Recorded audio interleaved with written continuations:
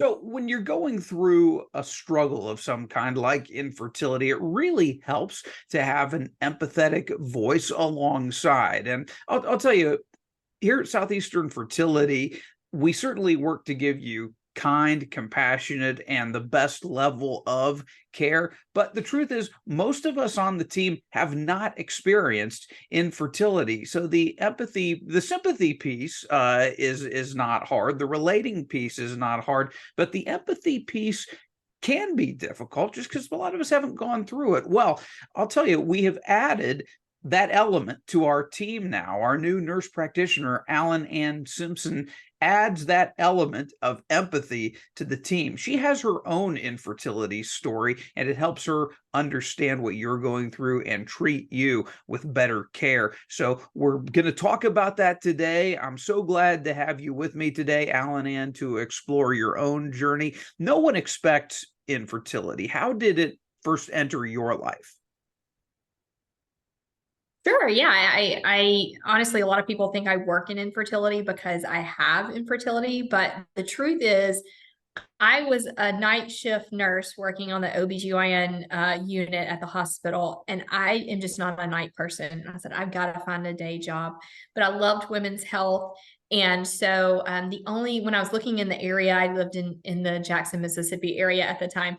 The only job that I could find on the day shift was over at the University of Mississippi in their reproductive endocrinology and infertility department. So I said, sweet, let's do it.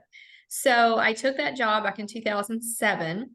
And as I'm beginning to learn, because even if you have a background in medical, even in women's health, I mean, I had been on an OBGYN unit.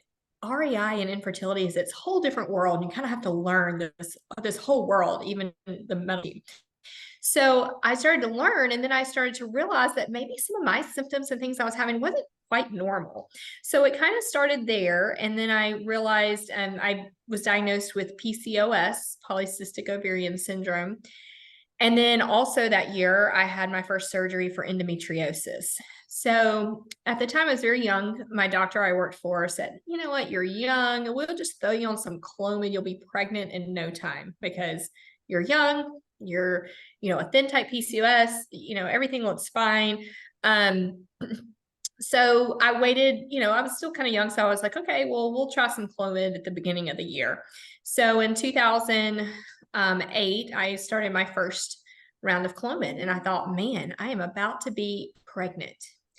And I didn't even ovulate. I remember crying on my bedroom floor. I mean, looking back now, it seems silly that I just didn't even ovulate. And so I just thought, if Clomid doesn't work, then nothing's going to work and I'm never having children. So, I still empathize with those people who come in who are at the very beginning of their journey, because the first time you get bad news, it's really devastating, because you just think that everything, you're going to go to the doctor and they're going to give you a plan and it's going to work the first time and the way it's supposed to. And most of the time it doesn't work exactly how we think it's going to go. So, kind of fast forward, I finally got something to make me ovulate, finally did about 5 months worth of trying. And then I wasn't pregnant so quickly as the physician thought I would be. In the meantime, my family moved to California. And so I found a doctor there and started IUI treatment. And so I thought, well, now I'm really going to, I'm up in the ante. I'm doing the trigger shot and the IUI. And I did Clomid IUI. I did 3 Femara IUIs. And then my last IUI, I did an injectable medicine IUI. So I tried all of them. So here I was at the end of 5 IUI cycles and no pregnancy. And so I'm still discouraged, but I keep thinking the ace in the hole, my secret weapon is that there's always IVF. So I decided in June of 2011 to go through IVF. And I thought, I was 27 years old at the time. I had to be a slam dunk case. So I go through, I make a lot of eggs. Actually, I did conventional IVF. Back then, there weren't really many and natural like there is, but I made a lot of eggs. I made 21 eggs. So I thought, man, I'm going to create my whole family here. I'm going to have all these embryos. And so I had 12 fertilized, and I'm like, okay, well, I got 12 men. And then by day 3, I think maybe it dropped to 8. So then I went on day 5 to have my transfer. And I should have known something was wrong because this was the clinic that I had worked for them in Mississippi. I had flown back there because I knew their team. I'd worked with the nurses. So I should have known when they made me the last patient of the day, it probably wasn't a good sign. But they put me as the last patient of the day, and I walked into the doctor's office. And this is one of my key memories. That is one of the hardest days in my infertility journey. It was all hard, but there's a couple of memories that you have that were extremely kind of life-changing. And I sat down as a 27-year-old, and the doctor had pictures of embryos. And he said, okay, well, we have 2 embryos to transfer today, a morula and a 9-cell. And I'm like, where are my blastocysts? Like, these were very slow growing embryos. They weren't supposed to be. They were like 2 days behind. They weren't good. And I was like, I had all these eggs. Where am I? He's like, you don't have any blastocysts. So we put these kind of bad embryos, because of course, as Dr. Gordon says, the only embryo that doesn't make a baby is one you don't put in. So we put them in and wish for the best. And unfortunately, I was not pregnant. So now here I was, a 27-year-old who had failed IVF. I had no embryos left, and I was really devastated. I did not think this was how it was going to go. I had no other, secret weapons. I'm like, this is it. And so that was like the first time I really felt kind of depression from my diagnosis, that, I was really in a dark place. And I wish I had processed it. I'm a big believer in therapy and Christian therapy. I wish I had pursued that back then. That's something I always tell people, hey, if you get in a dark spot with infertility, you should go talk to somebody for sure. I wish I had, and I didn't, but I was in graduate school at the time. So I said, you know what? When my winter break comes, I'm going to try again. So I did a couple of, second opinions, and I found a doctor out there in California that seemed to be very positive about my case. So I did another round of IVF in December of 2011. And this time I got 23 eggs. So I beat my last round. And I think only about 10 embryos this time fertilized. But when the day of my egg retrieval, he was so positive. I think the eggs look so much better. Everything's great. You're going to succeed. And I really believed him. And then I remember the next day getting a call from him, and he said, well, the eggs aren't quite as good as we think. When we go in to inject the sperm in the eggs, it should kind of be like a water balloon where it just kind of goes in, and they're kind of squishy, and your eggs just shatter like glass. So I was like, well, that doesn't sound good. I'm not an embryologist, but pretty sure that's not a good sign. So then he called me back the next day and said, well, I think we should do a day 3 transfer because you only have 2 embryos left. I didn't have anything else. And so he said, I say if we put, both these, you have an 8-cell and a 9-cell on day 3, maybe have a 20 to 30% chance of pregnancy. I was like, well, it's not 0. So of course we put the embryos in, and the day before my pregnancy test at the office, the blood test, I took a urine test. It was negative. I was like, oh, it's another negative. And then I went in for the blood test, and he called me that afternoon and said, well, your HCG is only 31. And I was like, but it's positive. I'd never had a positive pregnancy test. And he was convinced this was not a good pregnancy. But, we just kept going in, and everything started rising and going well. Saw a heartbeat at 6.5 weeks. And now that little day 3 embryo is my 11-year-old daughter, who is running around, bigger than me now, super healthy, very smart. So she really beat the odds. She, even from the beginning of the pregnancy, not really having good numbers. And so, that's something I always, when I see patients with low numbers, a lot of times will share my story. My daughter started out low and she's still here. So this was this was like more than a half-decade journey to your first child. Yeah, I mean, from diagnosis to there was about 5 years. It was about 3 years on and off of treatment. And so, yeah, I finally got my daughter. I had a bit of a rough pregnancy with hyperemesis, but she was delivered at term, healthy, and just the light of my life. And I was so excited. So, of course, being kind of the optimist that I am, I was like, well, IVF worked one time. So, 1 or 2 more cycles and I'll be pregnant again. So when she turned 2, I was like, well, let's try this again. And I went through round 3 of IVF and didn't have any embryos to transfer. I went through round 4 of and that was my highest yield. I had 30 eggs and I had 25 embryos fertilized. Now, I mean, it's kind of crazy. By the end, I had 4 embryos. So I make a lot of eggs. I still make good embryos. And at the time, my clinic was doing genetic testing. We don't really do that at Southeastern, and there's more information that's come out since then. But I had 2 genetically normal embryos. So these have very high rates. At the clinic I was at, they were getting like 80% positive pregnancy rates. So I was excited. I transferred the first one and got a very, very low biochemical pregnancy. But I said, okay, it's okay. I got another one. I actually waited a year to transfer. One of the second hardest things of my journey is it did span 13 years, but overlapping with that was a 10-year, I guess, experience where my dad was diagnosed with Parkinson's, and I unfortunately watched him kind of dwindle and die over the course of 10 years. And so I was dealing with watching my dad slowly die as I'm trying to create this family of my own, and it's kind of the circle of life, and it was very hard. So I just remember after that loss, I still had that other embryo, but my dad wasn't doing real well, and we just weren't really sure. So I just kind of put pause. Like, you know what, I'm going to transfer right now. I just didn't know what was going on with my dad's health, and so I kind of put a pause on it. And then 2016, which is when I did that second embryo transfer, was probably one of the hardest years of my life.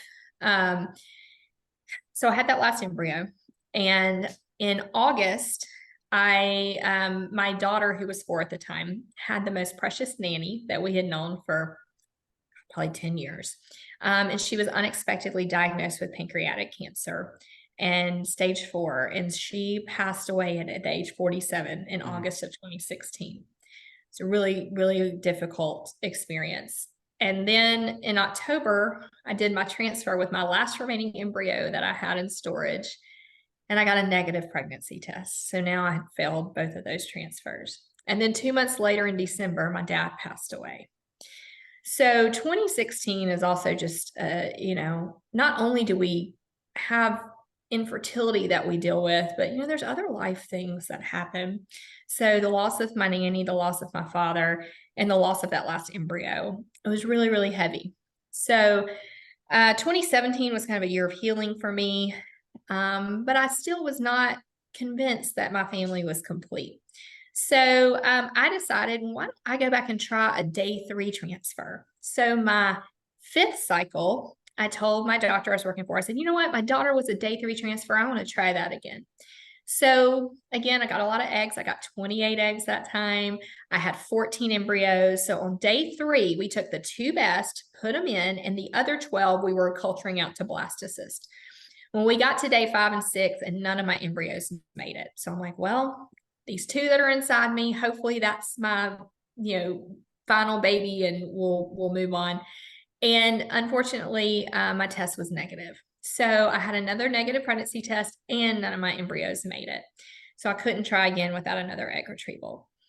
And at this point, I really was trying to come to grips with having an only child. Super thankful, obviously, for that one baby, but I think a lot of patients, especially people with secondary infertility, people say to them, well, at least you have one. And it's like, well, but for that patient, they don't feel like their family is complete. And I think that you should give space and hold space for patients, no matter whether they're wanting baby number 2, 1, 2, 3, 4. It's all of these pregnancies that are wanted. That's what you feel the calling, that your family needs this additional person. And it's hard no matter what baby number you're adding to your family. Well, and it's just not a helpful thing to say. I mean, yeah, pretty much if you preface anything with at least, what follows is almost always not very helpful or comforting. No, and I've had lots. I mean, I could do a whole nother podcast on terrible things that people told me over 13 years. of my journey, because I was pretty open about it with people because I worked in it. And so yeah, I mean, that's just never helpful. But I didn't feel guilty. I really was just like, I love this first baby so much. Like, why would I not want another one? And I really didn't want her to be an only child. And she had gotten old enough at this point to be asking for a sibling. So, here she is, like, I want a baby brother or sister. So I finally decided, there was this one doctor I was working for that kind of thought out of the box. And I thought, well, I'll just go do a consult with him. If he wants me to do the same thing I've done for the last 5 cycles, I don't know if I'm in for that. But if he comes up with a different plan, I'll try it. And he did come up with a different plan. And I was a little bit shocked by it. I said, okay, I'll try it. So this time I went through several months of prepping with some different medications, and went through the egg retrieval, and only had 17 eggs, which I know people say only, but I'm like, with my history, that was kind of a low number. I had 12 that they injected and 9 fertilized. So I thought I was out of the game, because I was like, I had 25 fertilized and still didn't get pregnant. So if I have 9 fertilized, it's just not happening. But this new protocol was actually very helpful. And I had 5 blastocysts, which is just off the charts for me. And actually, in the prior cycle that I had blastocysts, they were day 6. I had never had a day 5, which are considered the kind of cream of the crop of embryos, per se. I know a lot of people are like, what is she talking about? But, so 2 of these embryos, again, genetic testing was something that was, big and out in California. So they were. And so I had 2 come back like with perfect grades. They were my 2 day 5.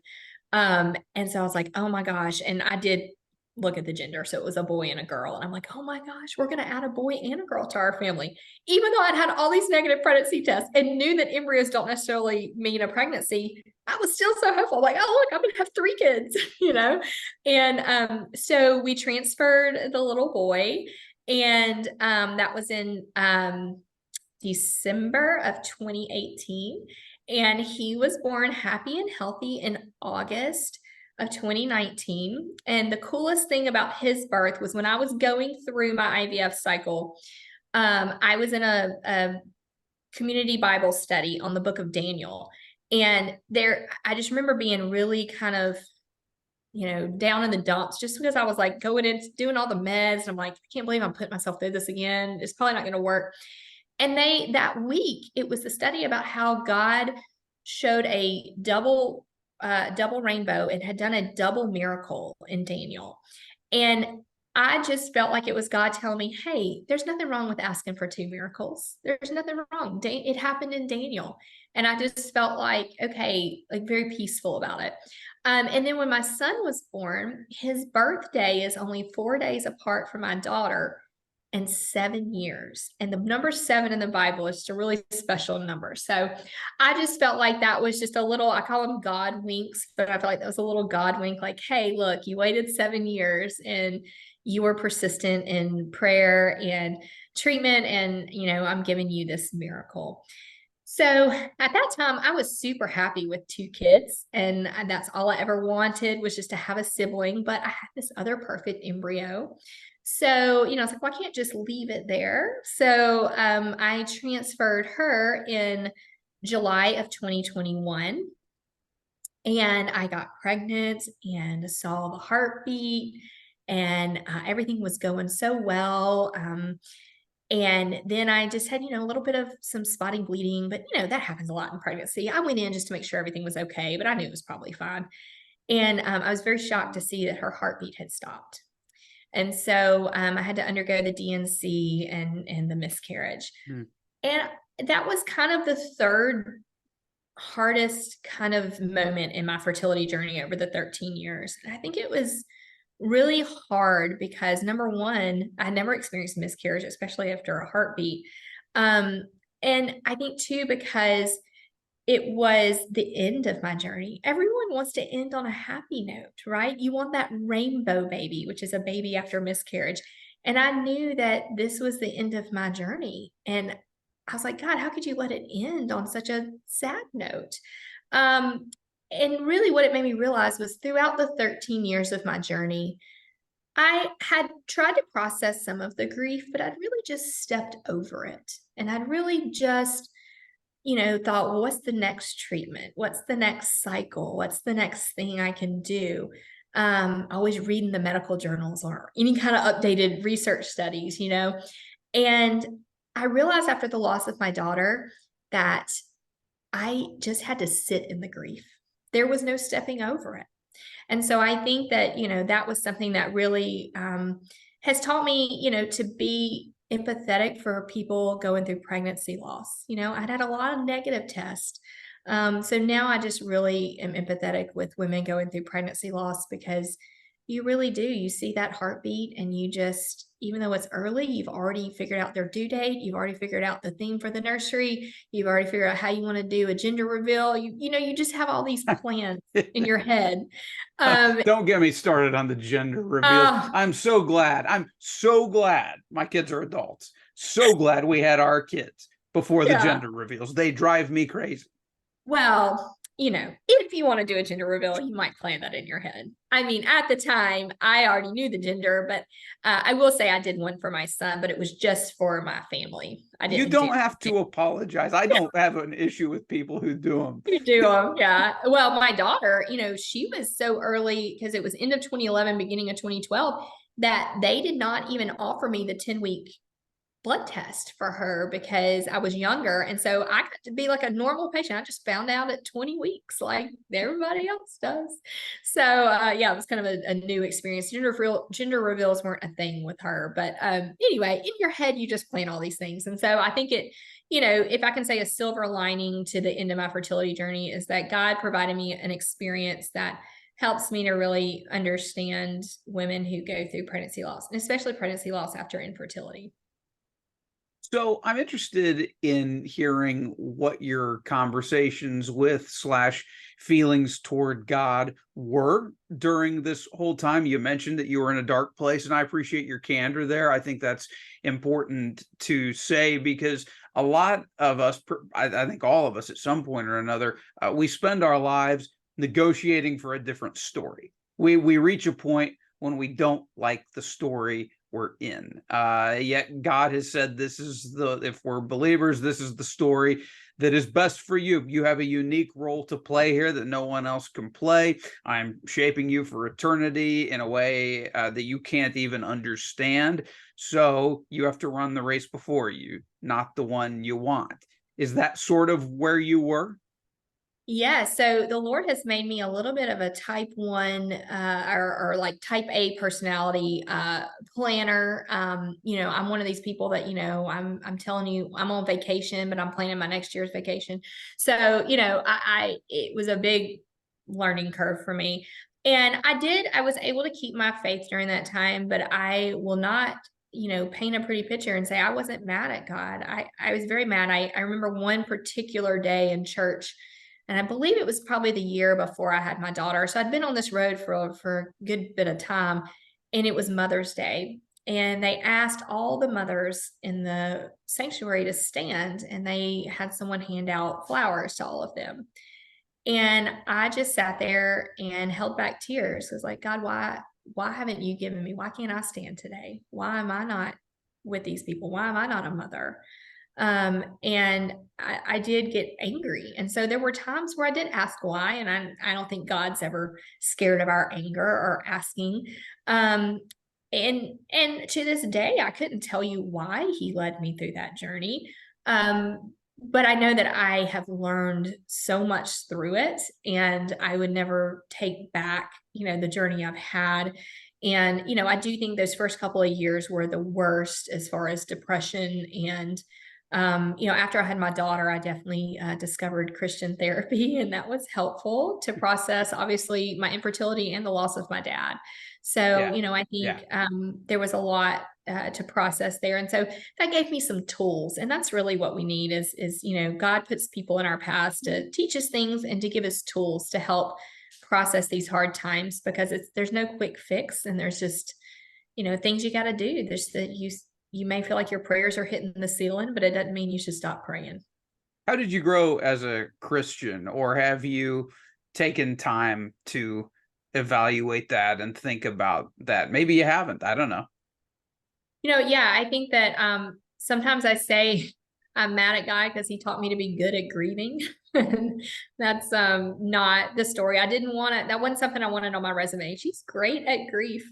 But I think that God has really helped me trust him because it's not, is a storm coming in our life? It's when, Right. we all face things. If it's not infertility or a sick parent, it's something else in our lives. And there's always things. And so I think what it's taught me is God has been faithful to me through all of these situations, and things that I still face in my life. And so it has given me a stronger faith in just the knowledge. It's a lot of peace in your life when you know that no matter what comes your way, that God is in control and he is working all things for good.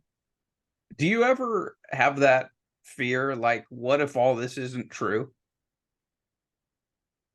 I mean, I think we all question our faith at times in our lives. I was raised in a Christian family, so I think there comes a time when you're raised in the church that you have to kind of make it your own.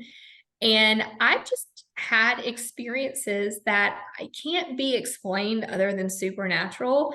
And so I've experienced God in some ways in my life that I don't understand how someone could be like agnostic or not believe in a higher power.